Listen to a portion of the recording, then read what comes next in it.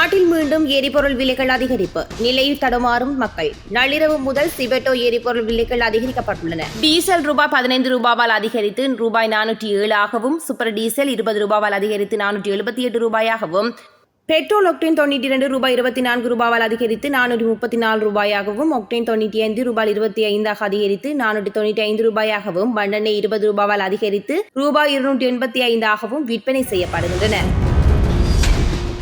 யாழ்ப்பாணத்தில் தொடரும் தையிட்டி விகாரை பிரச்சினை, இருவர் கைது. யாழ்ப்பாணம் தையிட்டியில் சட்டவிரோத விகாரியை படம் பிடித்ததற்கான குற்றச்சாட்டில் போலீசாரால் கைது செய்யப்பட்டு வல்லாகம் நீதவான் முன்னிலையில் விடுதலைப்படுத்தப்பட்ட இருவரும் பிணையில் விடுவிக்கப்பட்டுள்ளனர். சட்டத்தரணி மகிந்தன் கந்தசாமி அவர்கள் பாதிக்கப்பட்டவர்கள் சார்பில் முன்னிலையாகியுள்ளார். தையிட்டி பகுதியிலே நடைபெற்ற போராட்டத்தின் போது 2 நபர்களை பொய்யான குற்றச்சாட்டுகளை சுமத்தி பலாலி போலீசார் கைது செய்திருந்தார்கள். அந்த 2 நபர்களும் இராணுவ புலனாய்வாளர்கள் என தம்மை அறிமுகப்படுத்தி குறித்த விகாரைக்குள்ளே சென்று விகாரையை படமெடுத்ததாக கூறி பொய்யான குற்றச்சாட்டுகளை சுமத்தி இருவரை கைது செய்து இன்றைய தினம் இரவு 9 மணியளவிலே பதில் நீதவான் முன்னிலையிலே குறித்த 2 சந்தேக நபர்களையும் முற்படுத்தியிருந்தார்கள். குறித்த போலீசாரினுடைய சோடிக்கப்பட்ட குற்றச்சாட்டுகளின் பொய்யான தன்மையினை மாண்புமிகு மன்றுக்கு எடுத்துரைத்ததின் பேரிலும் மாண்புமிகு நீதிமன்றத்திலே மேற்கொள்ளப்பட்ட விண்ணப்பத்தின் அடிப்படையிலும் 2 நபர்களும் 1 லட்சம் ரூபாய் பெறுமதியான ஆட்பணையிலே ஒவ்வொரு ஞாயிற்றுக்கிழமையும் பலாலி போலீஸ் நிலையத்திலே கையெழுத்திட வேண்டும் என்ற நிபந்தனையுடன் மாண்புமிகு நீதிமன்றத்தினால் இன்றைய தினம் பிணையிலே விடுதலை செய்யப்பட்டுள்ளார்கள். மக்களுக்கு வழங்கப்படும் தற்காலிக நிவாரணங்கள் நிறுத்தம். ஜனாதிபதி அனுர உறுதி. சூறாவளி காரணமாக பாதிக்கப்பட்ட மக்களுக்கு வழங்கப்படும் தற்காலிக நிவாரணங்களுக்காக அரசாங்கம் ஒதுக்கும் நிதி 100 பில்லியன் ரூபாய்க்குள் கட்டுப்படுத்தப்படும் என ஜனாதிபதி அன்றகுமார் திசாநாயக்க சர்வதேச நாணய நிதியத்திற்கு உறுதியளித்துள்ளார்.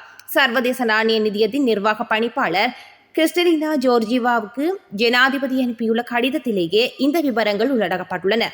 அத்துடன் இந்த தற்காலிக நிவாரணங்கள் அனைத்தும் வரும் செப்டம்பர் மாத இறுதிக்குள் படிப்படியாக நிறுத்தப்படும் என்றும், நாட்டின் நிதி இலக்குகளை எட்டக்கூடியதாக இருந்தால் மட்டுமே அசிஸ்மெண்ட் நலன்புரி திட்டத்தினூடாக மேலதிக உதவிகள் வழங்கப்படுவது குறித்து பரிசீலிக்கப்படும் என்றும் ஜனாதிபதி சுட்டிக்காட்டியுள்ளார். மேலும் இலங்கைக்கான நாணய நிதியத்தின் 48 மாத விரிவாக்கப்பட்ட நிதி வசதியின் 5வது மற்றும் 6வது மீளாய்வுகள் வெற்றிகரமாக நிறைவடைந்துள்ளன.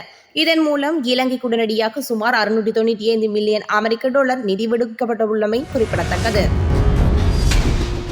பெற்றோரின் கனவுகளை மண்ணாக்காதீர்கள். யாழ்ப்பாணம் சாவகச்சேரி தமிழ் போலீஸ் பொறுப்பு அதிகாரியின் அற்புதமான பேச்சு. உருவாகியிருக்கின்ற ஒரு பெரிய ஒரு போதைப் பொருட்கள். இந்த போதைப் பொருட்களால அழிஞ்சு கொண்டுதான் போகலாம்னு சொல்லாமலே ஆக்கி கொண்டு போயிரு. இந்த போதைப் பொருட்கள் லேசா மாணவர்கள் ஊடாக பூக்கலாம். மாணவர்கள் அவர்களுக்கு முதல் வேண்டாம் என்றுவார்கள், அதை கொடுத்து இதை கொடுத்து அப்படி கொடுத்து அவர்களுக்கு ஊடாக பூத்தித்தான் சேர்ந்து கொண்டு வந்த அப்புறம் இந்த மாணவர் பழகிடுவார்கள். மாணவர்கள் இந்த போதைப் பொருளை குடிக்க பழகின உடனே முதல் பழகுற சின்ன பழகி பேருந்து அப்படியே பழகி பேருந்து என்ன செய்யணும், முதல் சும்மா தான் கொடுக்குறோம். பேருந்து என்ன செய்யணும், பழகின உடனே காசுகள் தேவைப்படும், வீட்டை களவடிப்பினம், அம்மா அப்பா அந்த பொக்கேட்டு கழிப்பினம். கடைசியா சாப்பிட்டு இந்த போதைப் பொருளை அடிச்சு என்னது கண்டது, கடைசியில ஒன்றுமே இல்லாம சீரோ எல்லாம் பூச்சியமாத்தான் வர வேண்டியது ஏற்படும் என்று சொன்னால், இந்த போதைப் பொருளை பாவிக்க எங்களுடைய மூளை வளர்ச்சி, உடம்பு, அது நரம்புகள் எல்லாம் இரண்டு, ரத்த ஓட்டங்கள் இரண்டு எல்லாம் அப்படியே அழிஞ்சு கொண்டு போய் அதுங்களே தெரியாது.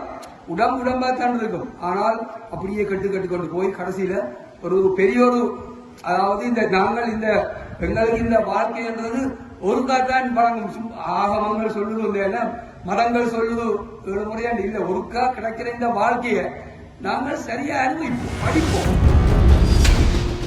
யாழ்ப்பாணத்தில் 4 மீனவர்களை காணவில்லை. இந்தியாவின் உதவியை நாடிய இலங்கை. யாழ்ப்பாணம் பருத்தித்துறை கடலிலிருந்து மீன்பிடிக்க சென்று காணாமல் போன 4 மீனவர்களை தேடுவதற்கு இந்தியாவின் உதவியை நாடியுள்ள அதேவேளை சர்வதேச கடலில் தேடுவதற்கான அனுமதியும் வழங்கப்பட்டுள்ளதாக கடல் தொழில் அமைச்சர் ராமலிங்கம் சந்திரசேகரன் தெரிவித்துள்ளார்.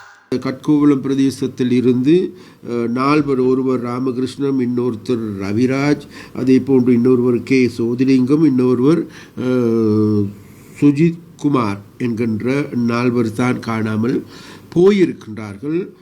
இருந்தாலும் இன்றும் கூட நாங்கள் அதற்கான தேடுதல் நடவடிக்கைகளை விரிவுபடுத்தியிருக்கின்றோம்.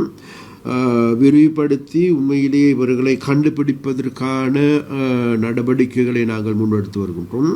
அதற்கான இதை கேள்விப்பட்ட அடுத்த நிமிடத்திலிருந்து நாங்கள் இதற்கான நடவடிக்கை எடுத்திருக்கின்றோம். விசேடமாக யாழ்ப்பாணத்தில் இருக்கின்ற எங்களுடைய பாராளுமன்ற உறுப்பினரான இளங்குமரன் அவர்கள் முதல் நாள் இரவே அந்த இடத்திற்கு சென்று இது தொடர்பாக அங்கு இருக்கின்ற மீனவர்களோடு இது தொடர்பான நடவடிக்கைகளை முன்னெடுத்திருந்தார்கள். அதுக்கு அடுத்ததாக எங்களுடைய ரஜீவன் ஜெயானந்தமூர்த்தி எம்பி அவர்கள் இது தொடர்பான நடவடிக்கைகள் எடுத்திருந்தார்கள், சென்றிருந்தார்கள், பார்த்தார்கள். அது மாத்திரமல்ல, பார்த்ததோடு நிற்காது அதற்கான நடவடிக்கைகளை அங்கு களத்தில் இருந்தே எடுத்திருந்தார்கள். அதே போன்று எங்களுடைய அந்த பிரதேசத்தில் இருக்கின்ற அமைப்பாளர்கள் அனைவரும் இது தொடர்பாக கரிசனையோடு செயற்பட்டார்கள். அதே போன்று அங்கு இருக்கின்ற மீனவர் சங்கங்கள், மீனவர் சமூகம் இன்றைக்கு இது தொடர்பாக அனைவரும் ஒன்று சேர்ந்து இவர்களை தேடுவதற்கான நடவடிக்கை எடுத்திருந்தார்கள். யாழ்ப்பாணத்தில் ஒரே இரவில் அதிர்ச்சி, சீட்டு பணம், நகை கொள்ளை, களமிறங்கிய மோப்ப நாய்கள். யாழ்ப்பாணம் வடமராட்சி பகுதியில் உள்ள 2 வெவ்வேறு வீடுகளில் நுழைந்த திருடர்கள் 1,15,00,000 ரூபாய் பணம் மற்றும் 25 பவுன் தங்க நகைகளை கொள்ளையடித்து சென்ற சம்பவங்கள் அப்பகுதியில் பெரும் பரபரப்பை ஏற்படுத்தியுள்ளது. வல்வடித்துறை மற்றும் உடுப்பிட்டி ஆகிய பகுதிகளிலேயே அடுத்தடுத்து இந்த திருட்டு சம்பவங்கள் பதிவாகியுள்ளன. வல்வடித்துறை போலீஸ் பிரிவுக்குட்பட்ட பகுதியில் உள்ள வீடொன்றினுள் நள்ளிரவு நுழைந்த திருடர்கள் அங்கிருந்த 1,15,00,000 ரூபாய் பணத்தை கொள்ளையடித்து சென்றுள்ளனர். குறித்த வீட்டு உரிமையாளர் சீட்டு பிடிக்கும் தொழில் செய்து வருபவர் என தெரியவந்துள்ளது. நேற்றைய தினம் சீட்டு பணம் கொடுப்பதற்காக வசூலிக்கப்பட்ட 1,15,00,000 ரூபாயை வீட்டில் பாதுகாப்பாக வைத்திருந்த வேளையிலேயே இந்த திட்டமிட்ட கொள்ளை சம்பவம் அரங்கேறியுள்ளது. பாதிக்கப்பட்ட உரிமையாளர் வல்வடித்துறை போலீஸ் நிலையத்தில் முறைப்பாடு செய்துள்ளதைத் தொடர்ந்து போலீசார் தீவிர விசாரணைகளை ஆரம்பித்துள்ளனர். இதேவேளை வடமராட்சி உடுப்படி பகுதியில் உள்ள மற்றொரு வீட்டை இலக்கு வைத்து அடுத்த திருட்டு சம்பவம் அரங்கேறியுள்ளது. குறித்த வீட்டில் 25 பவுன் தங்க நகைகள் திருடப்பட்டிருப்பது உறுதி செய்யப்பட்டுள்ளது. மாகாண சபை தேர்தலை மேலும் ஒத்திவைக்க முடியாது, உடனடியாக நடத்த வேண்டும் சுமந்திரன் கோரிக்கை. மாகாண சபைகள் தேர்தல்கள் காலவரையின்றி பிற்போடப்பட்டிருப்பதை நாங்கள் வன்மையாக கண்டித்து கொண்டிருக்கிறோம். ஒரு தேர்தல் முறையை 2017ஆம் ஆண்டு மாற்றி அமைத்த காரணத்தினாலே இந்த மாகாண சபை முறைமைகள் தேர்தல்கள் நடத்தப்பட முடியாமல் இருக்கிறது என்பது எல்லாருக்கும் தெரிந்த விடயம். அப்படியான ஒரு சிக்கல் ஏற்பட்ட உடனேயே நான் ஒரு தனிநபர் பிரேரணையை பாராளுமன்றத்திலே கொண்டு வந்தேன்.